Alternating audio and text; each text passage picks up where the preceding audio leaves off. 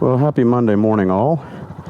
I have a service call that I need to do on the far north side of Houston today, and I figured since I'm going to be that far up, I'm going to do a little digital nomad exercise. I haven't done that in a while. I just take all the stuff that I need and sit in a park somewhere and work. So I've got a full camp kit here if I decide to stay overnight. I've got the REI Flash Air hammock system. I've got a camp chair, other assorted bits inside the bag, solar lantern, my laptop, solar panel, inverter, chargers, all the stuff. So I'll just hit the road here, get up to my appointment, take care of that, and then early afternoon I'll be headed out to a park, probably, if everything goes well. Maybe Sam Houston National Park or somewhere up in that area, and just hang out. See if the weather cooperates with me heat-wise. It's pretty steamy today. There's not much air moving around, and it is humid.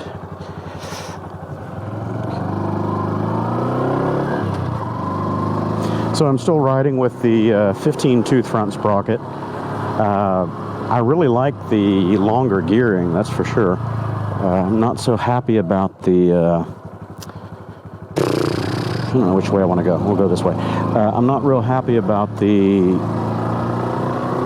top gear, fourth gear, not having quite enough steam to pull to 60 miles an hour like it used to. Some of that was speedometer error.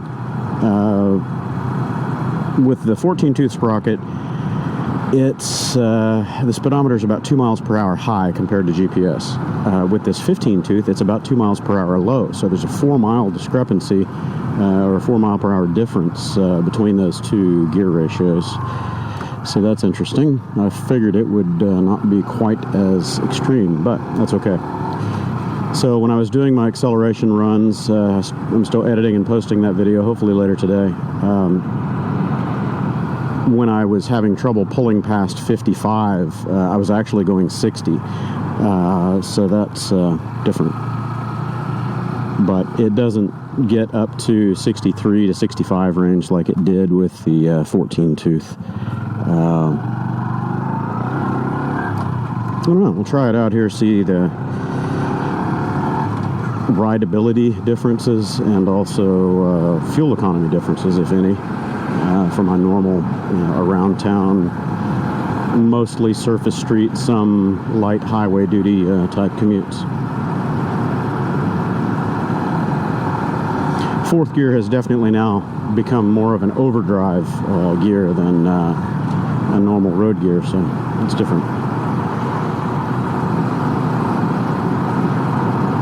Like right here, I'm going probably 35 actual, maybe a little over.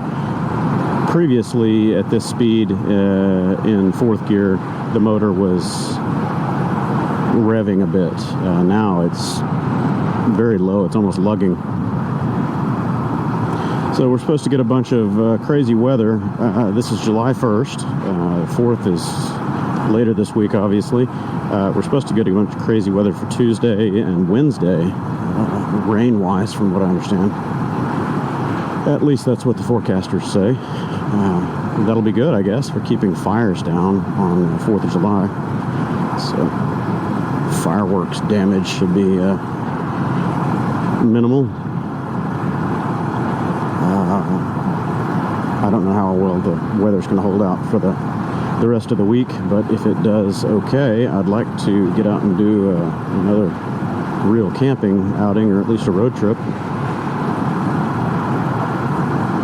My wife is headed to Brazil with our youngest for pretty much the whole month of July. She'll be gone through early August. So I've got the other two kids to worry about and figure out what they want to do for their summer break. Hopefully we'll do something this year. We haven't really had a family vacation in a couple of years. Maybe the three of us will just take a road trip down to Corpus Christi or North Padre or something like that for a few days and hang out. I was reading and answering comments this morning about the Asahi, however you pronounce that, the little windscreen here. I'm going around the world to the right.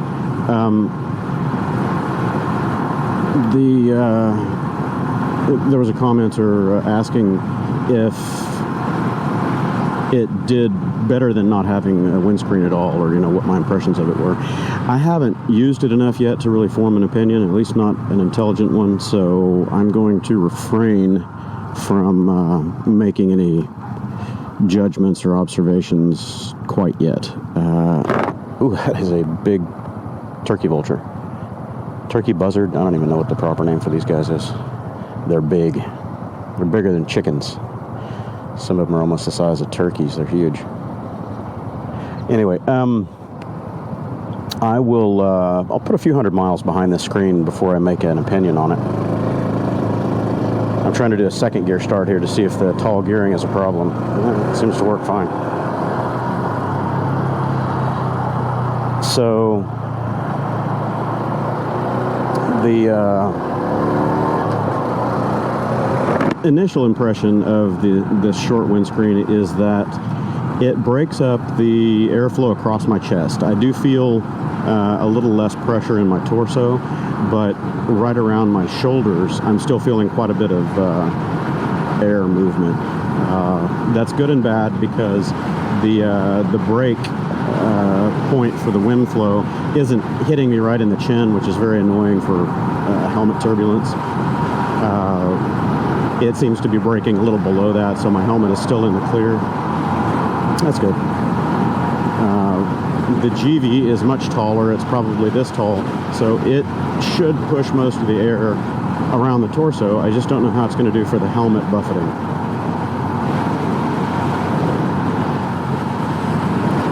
I've yet to find that screen. I did get a correspondence back from the eBay seller this morning saying that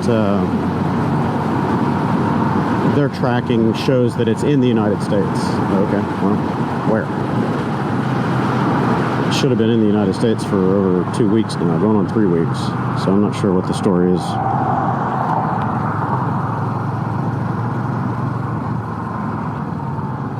So I'll dig into that later today, hopefully, if I have the time.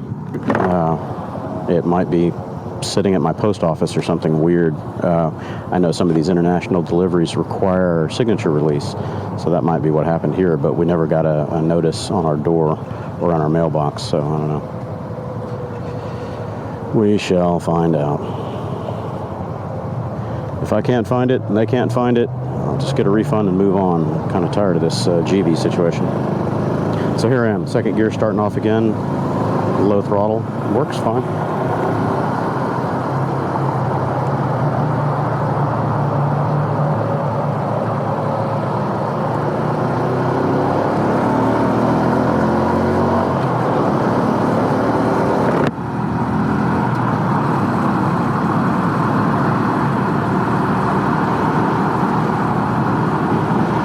Fourth gear acceleration is definitely more leisurely now.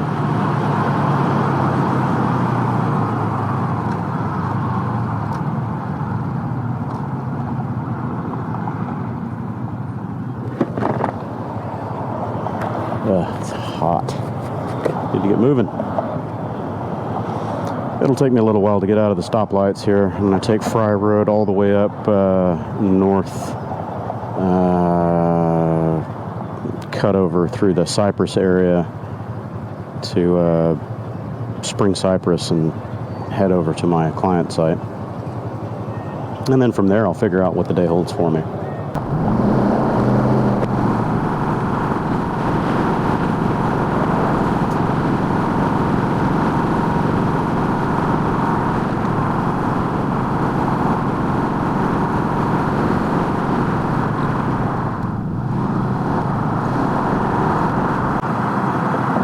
Dude, I'd really wish you'd fix your speed, figure out what you're going to do, fast or slow.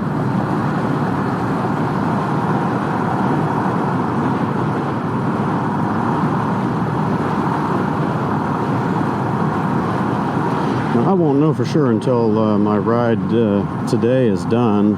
Probably have near 100 miles on this new 15-tooth sprocket setup. But I'm betting the fuel economy for rides like this are going to be pretty good. I would expect it to be at least as good as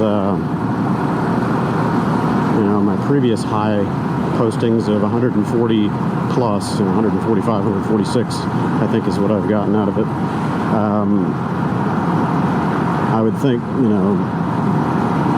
surface street, B road kind of speeds like this in the 40 to 50 mile per hour range would be even better, because there's not as much wind resistance and the motor is a little more relaxed.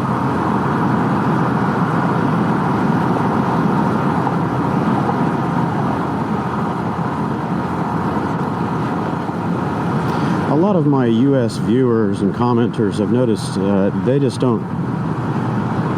they don't appreciate small bikes, or they don't trust them as far as being able to ride them in traffic, and I get that.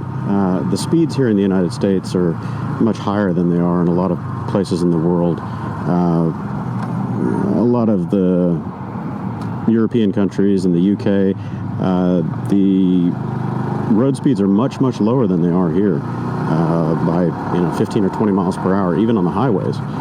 So in those countries, small bikes like this are very prevalent. They're kind of the staple of transportation in most countries, because they're cheap for fuel and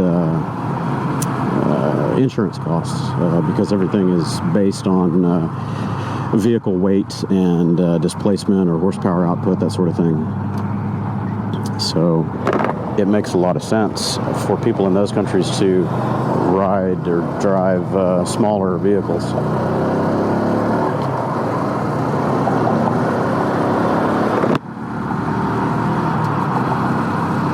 I like the smaller bikes just because they're more fun. It's not as much to wrangle physically. The weight of the bike, the size of the bike just isn't so unruly. I'm a small guy, so I don't particularly like road bikes that are very tall and hard to get your feet down. In traffic, that's just too much to manage. Lyft drivers being a tool. You have to make quick stops, dodge things, stop on uneven crowned pavement, that sort of thing. And when you've got a really tall machine, it's hard to get your feet down reliably and consistently and predictably is the big deal. If you can't predict that you're going to be able to get your foot down when you need to, it just makes riding a little more stressful in city traffic and in-town commuting, that sort of thing. But smaller bikes, even if they're tall, they don't have as much weight to hang on to. You get into the bigger touring bikes and things like that, especially, oh good lord, like Gold Wings and stuff. They're great out on the highway, but in town, they're just a pain to deal with. You're trying to wrestle an 800+ pound machine, and if they get past about a 20-degree lean, you might as well just let go and step off.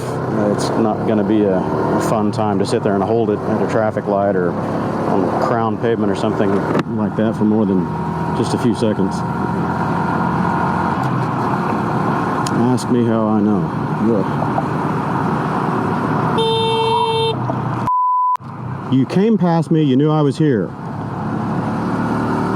And that's just another reason why the Cub needs a louder horn, more lighting, something. Small bikes are hard to see, and it's also that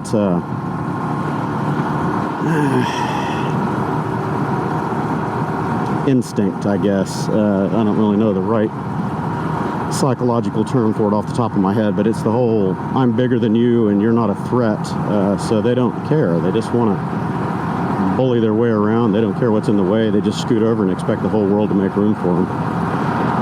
So, I don't know.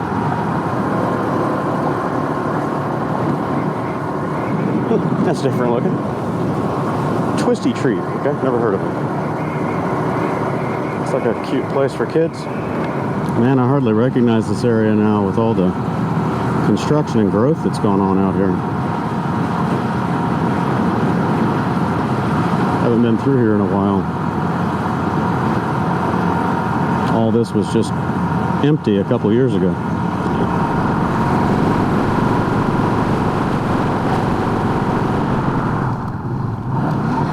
And I've seen this. This was put in several years back, just after I moved out of this area toward Katy. This was built out. Everything else is filling in fast. I'm sure whoever owned the land out here is making out like a king right now. Commercial land ownership in Texas, at least this part of Houston, is a little odd. Generally, it's not sold off to commercial development. It's rented to them. So you'll have a property management company that owns lots and lots of land, and they allow companies like HEB back there to build on it, build to suit, do whatever they want. But that tenant just has a long-term lease, usually somewhere between 10 and 25 years. When the lease is up, it's not a good time, I would guess, because I'm betting the landlord's ready to jack that rent up considerably just to be opportunistic on that. Sorry, can't answer.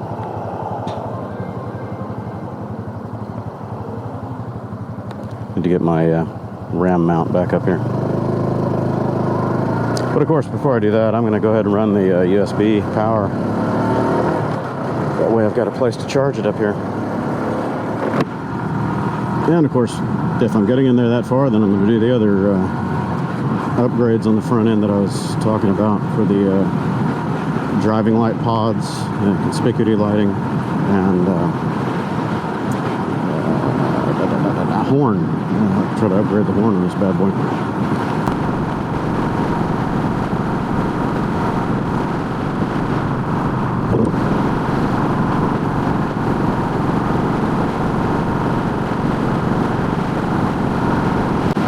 Yeah, I've got to say, after a few miles behind this windscreen, there is a marked difference in the airflow around the torso, so that's good. I'll give it points for that.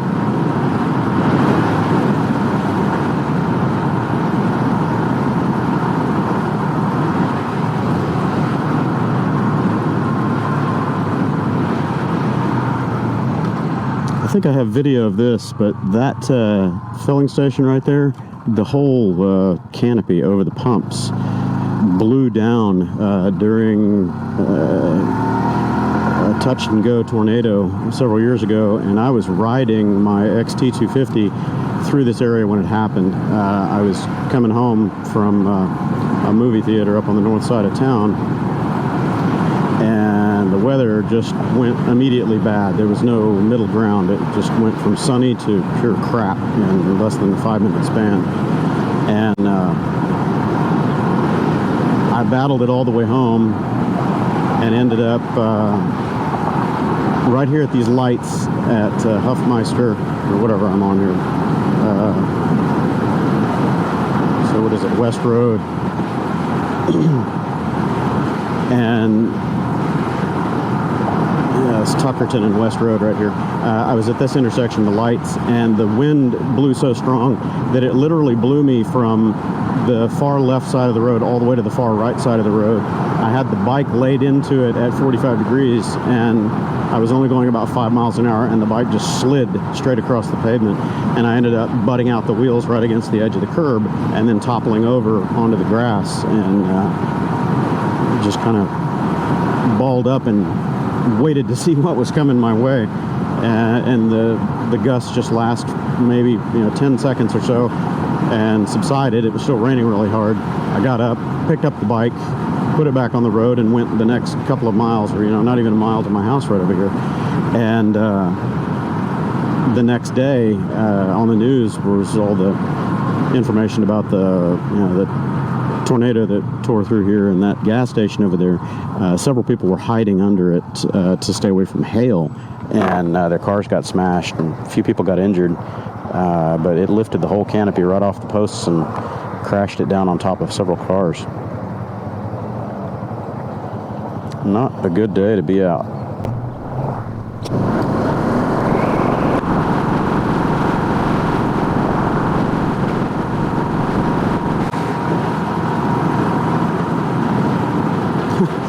ESP, man, I knew someone was going to come flying up to that intersection.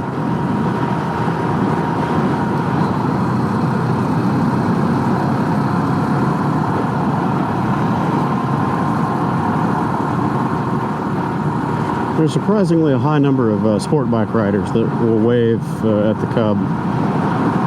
And let me requalify that. There are a surprisingly high number of motorcyclists, period, that will wave at the Cub, including Harleys. I've been pleasantly surprised at how many Harley riders will, give a nod or wave at the Cub. HD riders are usually a pretty exclusive bunch. If you're not riding one of theirs, they don't wave at you too often. But everybody waves at the Cub, it seems like.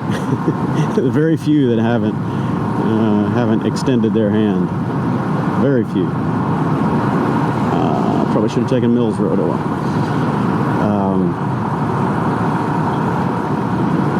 I've had a few guys, on muscle cruisers, and they'll look at me, I'll wave, and they just thumb their nose and keep going. It's okay, whatever.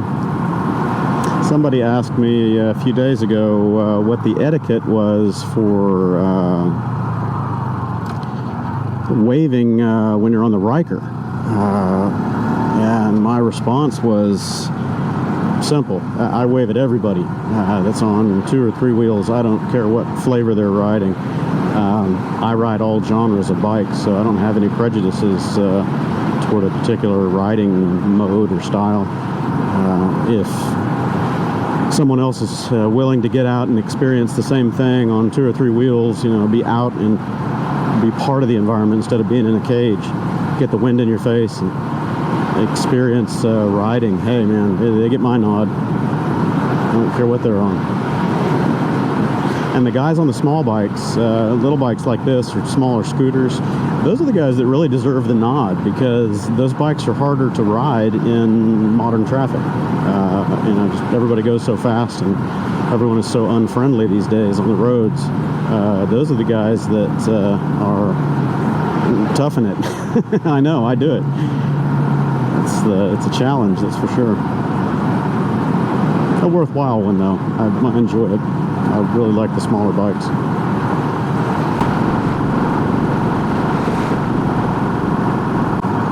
What you doing there, fella?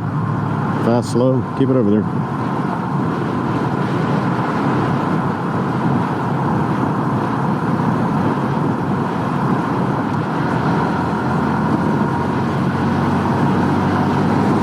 On the phone, yep. Figured as much. Man, cell phones are just the bane of existence for any driver these days. And people blast me for rolling stops. Alright, well, I'm closing in on my client site. I'm over here in the same neighborhood as Thornoli's Spider Ryker alignment mechanic extraordinaire. My client site, so close by there, but not quite. So I'll go ahead and shut the vlog down now, and I will resume on my ride out, hopefully to one of the parks, and I'll finish my day out as a nomad.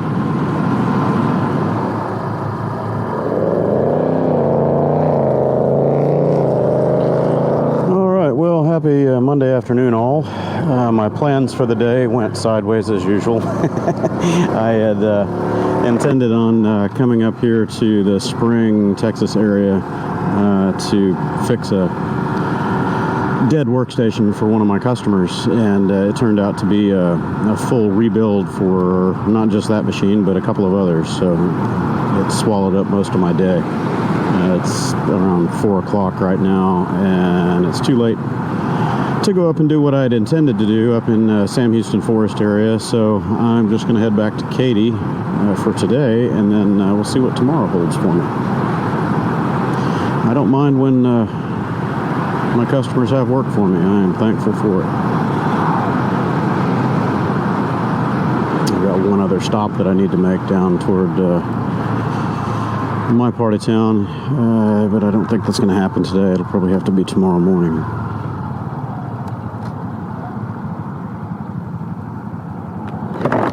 So I'll just take a leisurely little stroll home on the back roads and take it easy.